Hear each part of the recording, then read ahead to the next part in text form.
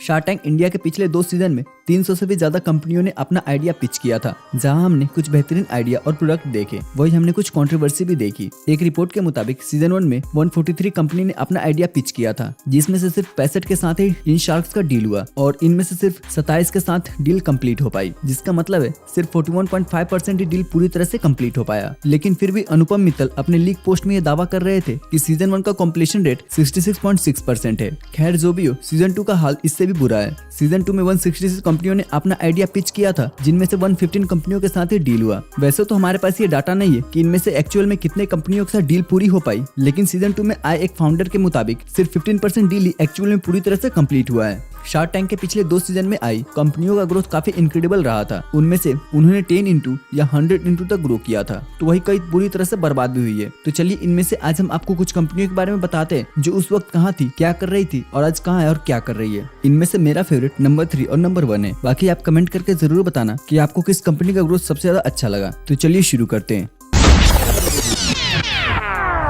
New Delhi की एक hiring company Unstop, इसके फाउंडर है अंकित अग्रवाल, जो कि सीजन 2 में आए थे। इस भाई ने तो शार्क टैंक से बाहर जाके कांड ही कर दिया और ये बात सभी शार्क्स के दिल में लगी होगी। तो चलो बताते हैं आपको क्या हुआ था। दरअसल ये एक हायरिंग कंपनी है जो कि दूसरे कंपनी के लिए बेस्ट टैलेंट को हायर करके उन्हें देती है। जब ये शार्क टैंक पे आए थे तब इनके पास 35 लाख यूजर थे। 200 से ज्यादा कंपनियों के साथ ये काम कर रहे थे और इसलिए 4 शार्क्स मिलके इसे डील दे देते हैं 2 करोड़ फॉर 4% इक्विटी। ये वो डील ले लेता है, लेकिन बाहर जाते ही ये इस डील को मना कर देता है, क्योंकि बाहर जाने के बाद 41 करोड़ का ऑफर देता है, वो भी 207 करोड़ की वैल्यूएशन पे, शार्क टैंक से 10 गुना ज्यादा। इतनी अच्छी डील को कोई कैसे जाने देगा, इसलिए शार्क्स को मना कर देते हैं और ये डील ले लेते हैं। अंकित बता रहे थे कि शार्क टैंक पे ये एपिसोड एयर होने के बाद इनके वेबसाइट पे ट्रैफिक 20 गुना बढ़ गया और इनकी सेल भी डबल हो गई।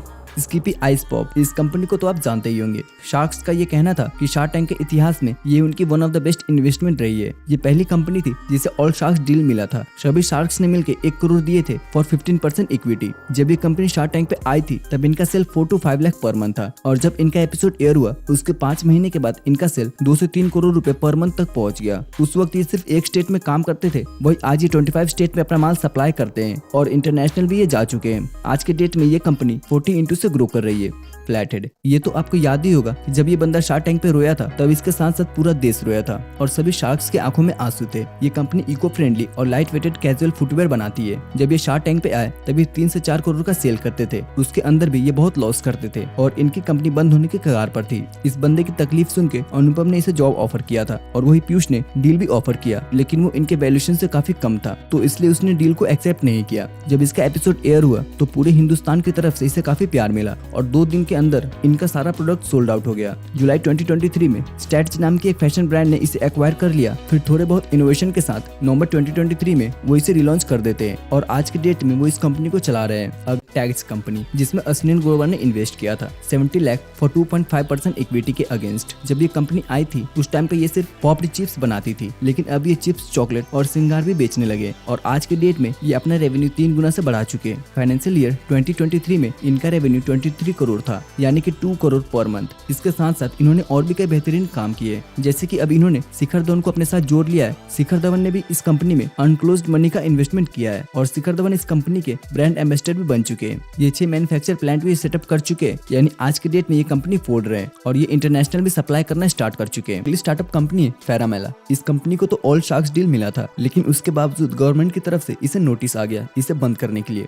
ये कंपनी दवाइयों को रिपैक करती थी, इस पे पेशेंट के नाम, डोज कब लेने, कितने टाइम लेने, ये सब लिख के। ये बूढ़े लोगों के लिए या फिर जो लोग केयर टेकर के भरोसे रहते उनके लिए काफी अच्छा सॉल्यूशन था, इसलिए सभी शार्क्स इसे डील दे देते हैं।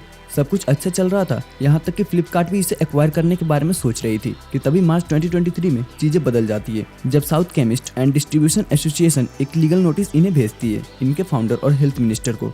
ये लोग जो कर रहे हैं वो इलीगल है और इन्हें ये सब बंद करना होगा। इस नोटिस के अनुसार किसी भी दवा को आप उसके ओरिजिनल पैकेज के बिना नहीं बेच सकते हो। ऐसा करना ड्रग्स एंड कॉस्मेटिक एक्ट के अगेंस्ट है और ये लोग एग्जैक्ट वही कर रहे थे। लेकिन उसके बाद क्या हुआ, ये नोटिस इनके बिजनेस को कितना नुकसान पहुंचाया ये न्यूज मार्केट में किसी के पास नहीं है। अगली कंपनी है जुगाड़ू कमलेश। इस लड़के की पिच सुन के हर कोई चाहता था कि इसे फंडिंग मिले, लेकिन किसी ने नहीं दिया। तभी एक शार्क ने पूछा, तुम लोन क्यों नहीं ले लेते हो? तो इस पे इसने कहा, कौन मुझे लोन देगा? तो पीयूष बंसल सामने आया और इसने सबका दिल जीत लिया। उसने कहा, मैं देता हूँ तुम्हें पैसे। उन्होंने इसे 10 लाख फॉर 40% इक्विटी और 20 लाख का फ्लेक्सिबल लोन 0% इंटरेस्ट पे दिया। ये देख के सभी लोगों के लिए दिल में पीयूष के लिए रिस्पेक्ट बढ़ गई। उसके बाद पीयूष ने उसे लेंस कार्ट में ट्रेनिंग दिलवाया, इनोवेशन का नॉलेज दिया। फिर उसने अपना नया मशीन लॉन्च किया भारत केतु के नाम से, और आज वो बहुत अच्छी सेल भी कर रहा है और पब्लिक रिस्पॉन्स भी अच्छा आ रहा है। अगली कंपनी है हैमर। इसको कोई कैसे भूल सकता है, क्योंकि जब ये बंदा शार्क टैंक पे आया था तो अमन गुप्ता के होश उड़ गए थे, क्योंकि ये उनकी डायरेक्ट कॉम्पिटिटर थी जो उस टाइम पर काफी अच्छा सेल कर रही थी। अमन 1 करोड़ में पूरी कंपनी को खरीदना चाहते थे ताकि ये इसे हमेशा के लिए बंद कर सके। फाइनली 1 करोड़ और 40% इक्विटी पे डील डन हो जाती है, और उस वक्त सभी शार्क्स कह रहे थे ये एंटरप्रेन्योर ही नहीं है, इसके अंदर गट्स ही नहीं है, लेकिन फिर भी ये वो डील ले लेता है।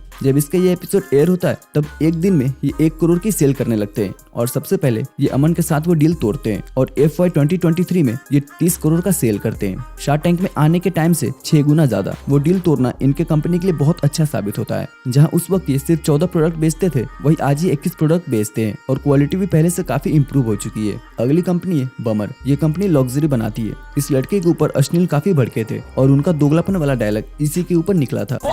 ये सब दोगलापन है, मैं तेरा दोगलापन उतारता हूँ अब। इस कंपनी में नमिता और अमन ने इन्वेस्ट किया था 75 लाख फॉर 7.5% इक्विटी के लिए। बाहर जाने के बाद हमें ये पता चला कि सिर्फ नमिता ने ही इसमें इन्वेस्ट किया है। अमन इस डील से बाहर हो गए और आज ये कंपनी काफी आगे निकल चुकी है। FY 2023 में इसने 11 करोड़ का रेवेन्यू जनरेट किया। नमिता इस कंपनी में पैसे डालकर काफी खुश है और ये बात नमिता ने खुद ट्वीट करके बताया है। तो दोस्तों, ये है कुछ कंपनियां जिसके बारे में हम आपको बताना चाहते थे। अगर आपको ये वीडियो अच्छी लगी हो तो इसे लाइक जरूर कीजिएगा। अगर आपको इस टाइप के और वीडियोस चाहिए या फिर किसी कंपनी के ऊपर, तो हमें कमेंट करके जरूर बताएं। हम आपके लिए वीडियो जरूर लेके आएंगे।